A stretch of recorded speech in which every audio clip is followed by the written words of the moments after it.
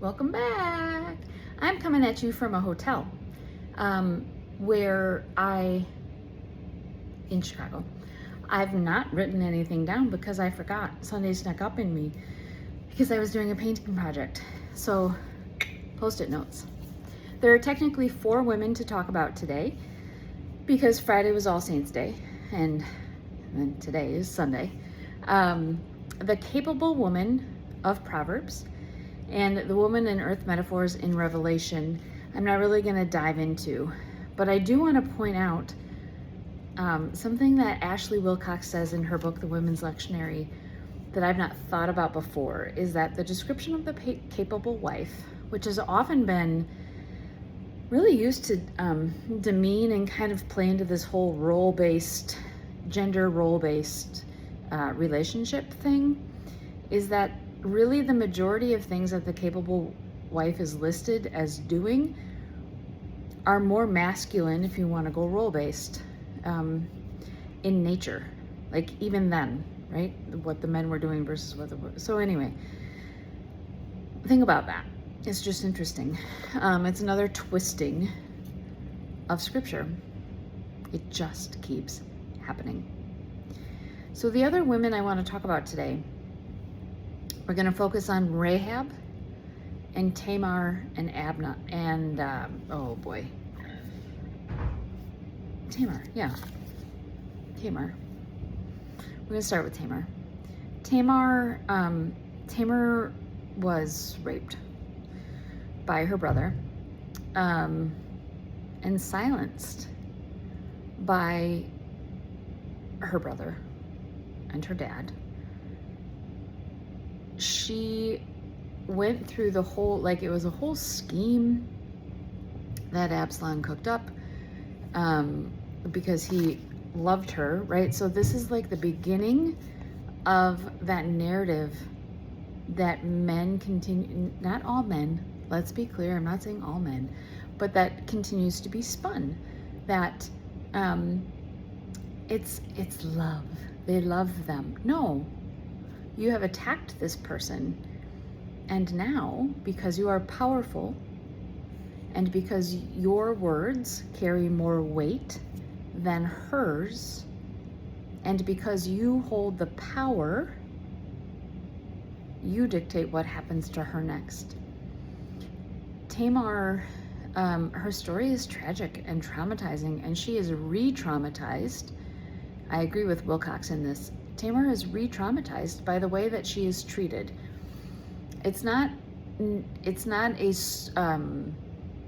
straightforward blame the victim, but it is a complete dismissal.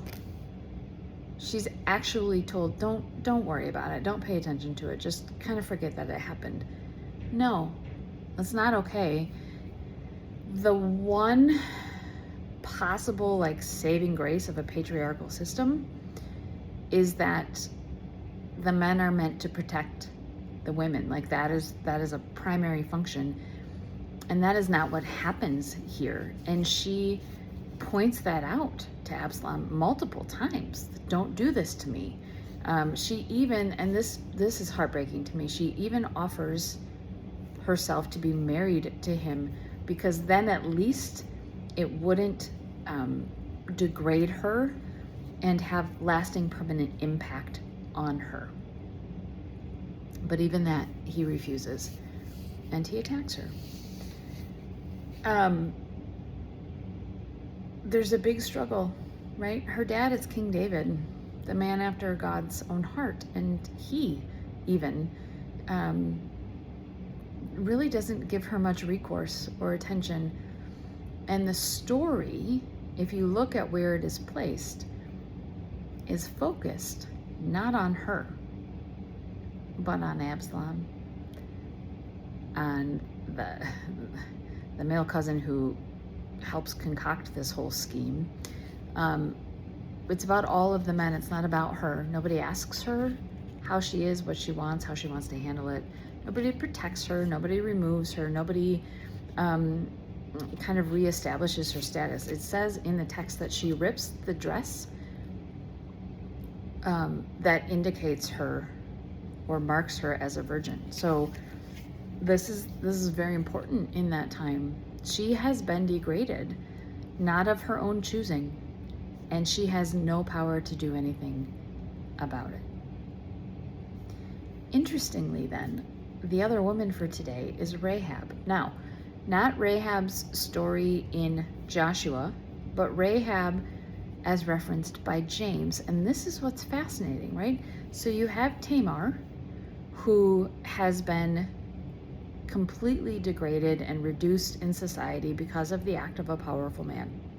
Okay? Now we have Rahab, who is in Joshua clearly described as a prostitute. She protects the spies.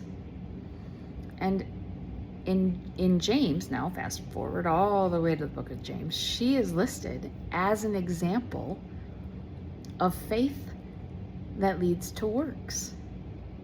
She is an example of faith, this known prostitute. The way that Tamar is treated and what that means for her identity in the eyes of the system, and Rahab being lifted up. There's something there. There's a contrast there that is hard to swallow. Somehow Rahab is forgiven for her past because of the actions that her faith led her to, whereas Tamar, who is completely innocent of all action, is permanently marked for how she's living. Yeah. The other thing I want to point out about Rahab is that in James, her faith is celebrated not only because she hid the spies, but because of what that meant. She gave aid to the foreigner. She gave them shelter and food and protection.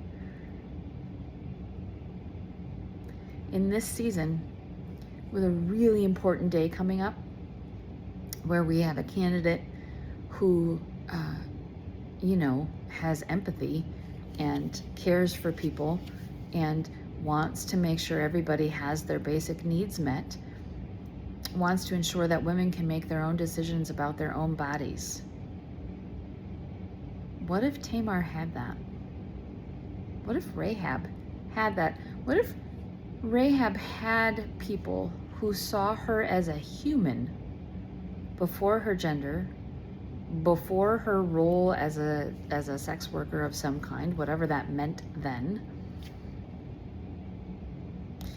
What if you and I had somebody in the most powerful office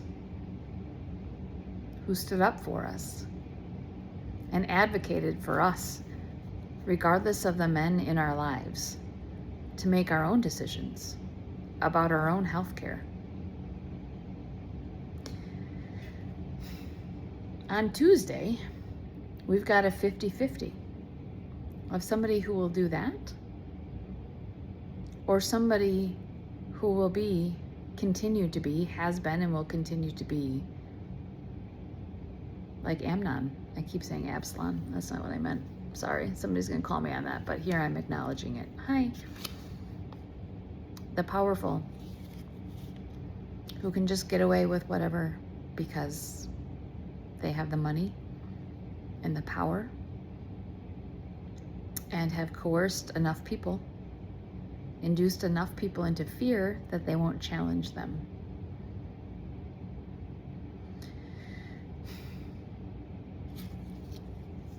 Tamar's whole story deserves to be told. Her whole life deserves to be recognized, not through the lens of what happened to her, not through the lens of the person who attacked her. Rahab gets a bit of redemption through James because he lifts her up as an example of faith, not tied to any patriarch in her family, but just because of how she lived her faith. What we learn from that, of course, is that she is called.